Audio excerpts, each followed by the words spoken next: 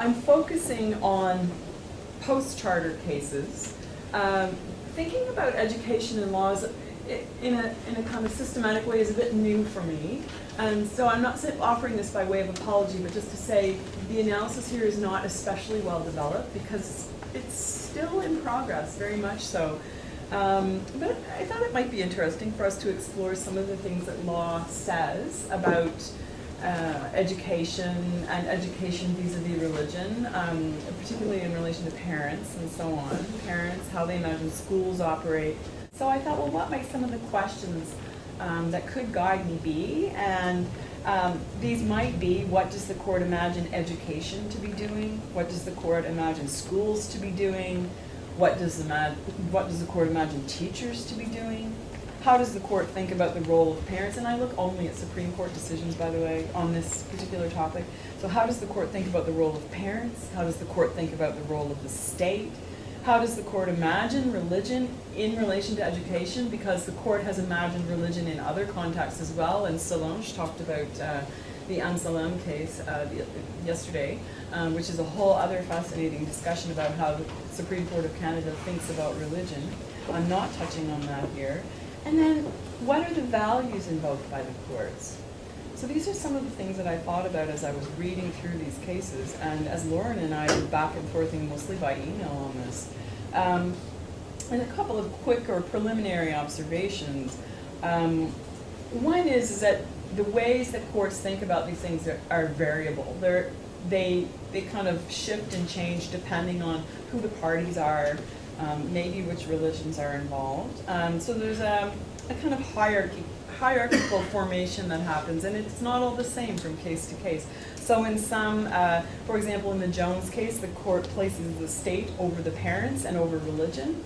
In Chamberlain, the court really emphasizes parents, but we'll see if I have time. There's a little bit of a tension between the dissenting judgment and the majority judgment about the place of parents in relation to education and decisions about education. So there's this sort of variable hierarchy and various axes that intersect to help us to sort through how the court is making those decisions, and I'm not doing anything all that detailed today. And then the contours are variable, so the contours of religion and how the court imagines religion vis-a-vis education are variable. So in the Trinity Western case, the court very clearly says that belief and practice can be separated, which is a kind of interesting approach to religion. The other thing is that all of these questions I've asked as individual questions really seem to me, when I started reading through the cases, to be interrelated. So when the court talks about values, you'll also see it talking about schools and teachers. And so there's a kind of linking about what the court imagines, for example, is happening in schools and what schools should be doing, and a broader project of Canadian values. So these are all related. This is also from the Jones case, and the court says, if the appellant has an interest in and a religious conviction that he must himself provide for the education of his children, it should not be forgotten that the state too has an interest in the education of its citizens. So now we move from parents to the state to creation of proper citizens. Whether one views it from an economic, social, cultural, or civic point of view, the education of the young is critically important in our society. From an early period, the provinces have responded to this interest by developing schemes for compulsory education.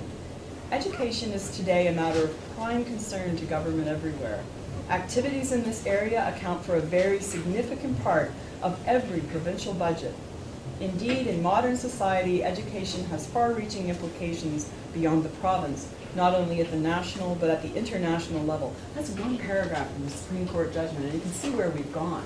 And when we've moved through the role of parents, society, how the court imagines the state, so provinces, again, the role of the state, makes a judicial observation about provincial budgets. Everybody knows large portions of budgets are attributed to are sent towards education. So you can see the way the court quickly moves through all of these areas and links them in this kind of interrelated way. But I have 6 cases I've focused on especially here, and I'll just give you a quick description of them. So the Jones case is an early case, 1985-86, and so it's just early charter days. So the court's still kind of feeling its way through the idea of freedom of religion. And the case is about a fundamentalist Christian pastor in Alberta who is running a small school in his basement. And the province of Alberta requires that he seek certification for this school.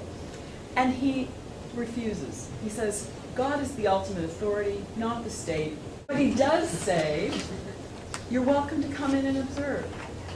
So come on in, but I'm not doing the paperwork because I'm really just trusting in God and God's the authority. So that's Jones. The Ross case is a 1996 case, and it takes place in Moncton, New Brunswick, which is my home province, and I can remember the Ross case being in the news for years and years, day after day. The Ross case is about a Moncton high school teacher who, in his spare time and for fun, publishes little anti-Semitic pamphlets, gives interviews, participates in demonstrations and so on, outside of the school. And the case is about his suspension from the classroom. So the school board keeps him, but puts him in a non-teaching role. And so the case is and the Supreme Court ultimately supports that. The Multani case is the case of a Sikh schoolboy, a 2006 case, takes place in Quebec, and is in some ways, some people attribute it as being the starting point for all of the kind of heated conversation in Quebec about the Charter of Values and in some ways the origins of this conversation. It's not really that simple, but it was one moment, it was one catalyst in the whole thing. And so Sikh schoolboy wants to wear his kirpan to school. The Supreme Court says yes, you can. So those are essentially the facts of that case. Trinity Western, which is a 2001 case, is the case, again, it's a case from British Columbia. An evangelical university provides teacher education. Those students go on to apply for certification from the British Columbia College of Teachers, and the British Columbia College of Teachers, and Trinity Western also has a policy, sort of statement of values that students have to sign saying they won't engage in homosexual behavior. The College of Teachers says, we really don't want to have people who are, who are believing and practicing this sort of thing. It's risky for us to have people like this in the classroom. And essentially, in the end, the Supreme Court says, no, we're not going to police, a democracy is about having people with all kinds of beliefs and values, and by the way, you can separate belief and practice. So we're not actually worried. In other words, they say, well, there really isn't that much evidence of harm, or any evidence of harm. The dissent in that case is really interesting, but I don't have time to talk about it. So the Chamberlain case, 2002, is the case of a school board making a decision not to include several books that portray same-sex parents in the school library, if I'm getting my facts on that one correct. And I think Heather and Pam both know this case quite well because they both looked at it extensively. And so the court eventually decides that, in fact, the school board has made, I think they make the decision that the school board has made the wrong decision to exclude those books. And then finally, SL and DJ is the Quebec case dealing with Catholic parents who do not, Quebec case, dealing with Catholic parents who don't want their children to receive the culture and the ethics and, what's it called? Ethics and religious culture. Ethics and religious culture course. So that's the quick rundown of and the Supreme Court says they can't, that there's no proof that this course is causing harm or any sort of threat to religious freedom of the parents. So that's the quick rundown of the cases I looked at, to see what the courts might be saying about parents and schools and so on. So what do the courts say about parents, and how do the courts imagine parents and the authority of parents? And again, what I found was that we might start out thinking we're talking about parents, but we quickly seem to find ourselves in other bits of territory. So in the Jones case, the court recognizes the link between a parent's religious convictions and the upbringing of a child.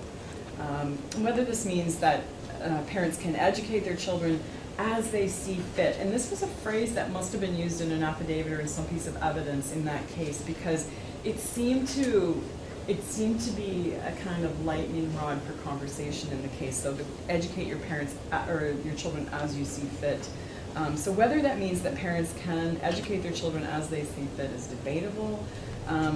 And the majority held the state goal of efficient instruction justified a requirement for certification, and that in turn was a reasonable limit on the parents' religious convictions concerning the upbringing of his children. So the deference to the parent in the Jones case was seen as being the very allowance of education at home in the first place. In other words, this is our concession to you, religious parents. If it's that important to you, you can educate them at home. But you have to have this certification process. So the court kind of gives I suppose lip service might be a bit harsh, but gives lip service to the authority of the parents and then says, but. Now, in Chamberlain, the most interesting thing in Chamberlain around parental authority is the contrast between the majority and the dissenting judgments. In Chamberlain, we see the majority saying that there must be respect for all types of families. So there's deference to parents in the Chamberlain decision. So there must be respect for all types of families, including same-sex parented families. But the dissent has a bit of a different take on this. Dissenting judgment says the privileged role of parents, so it's seen as a privileged role, the privileged role of parents to determine what is in their children's well-being, including their moral upbringing and their right to raise their children in accordance with their conscience, religious or otherwise, is central to analyzing the reasonableness of the school board's decision. The common law has long recognized that parents are in the best position to take care of their children and make all the decisions necessary to ensure their well-being, provided they act in accordance with the best interests of their children. And then the court goes on there to say the considerations taken into account by the board were appropriate. The dissent says the moral status of same-sex relationships is controversial, and the school board was caught between two vocal and passionate sides. While it would not have been unconstitutional to approve the 3 books for use as educational resources, it's similarly not unconstitutional to not approve the books. The charter does not demand that 5- and 6-year-olds be exposed to parents in same-sex relationships within a dimension of school curriculum, especially when there is significant parental concern that these materials may be confusing for these young children. So the interesting thing, I mean, there are all kinds of interesting things about the dissent, but the interesting thing is that it kind of hauls out parental authority and then uses it as a way to shield a state actor, the school board, and that's partly how the court situates from scrutiny, which is a bit interesting. So in SL, the Catholic parents' sincerity is not questioned, but the court says it requires actual proof of interference with religious practice. And I'll just check and see if I have a little bit from that. The court says exposing children to a comprehensive presentation of various religions without forcing the children to join them does not constitute an indoctrination of students that would infringe the freedom of religion of L and J, the parents. Furthermore, the early exposure of children to realities that differ from those in their immediate family environment is a fact of life in society. The suggestion that exposing children to a variety of religious facts, in itself infringes their religious freedom, or that of their parents, amounts to a rejection of the multicultural reality of Canadian society and ignores the Quebec government's obligations with regard to public education. So the court is trying to, I suppose, honor the the religious beliefs of the parents and the parents' right to educate their children.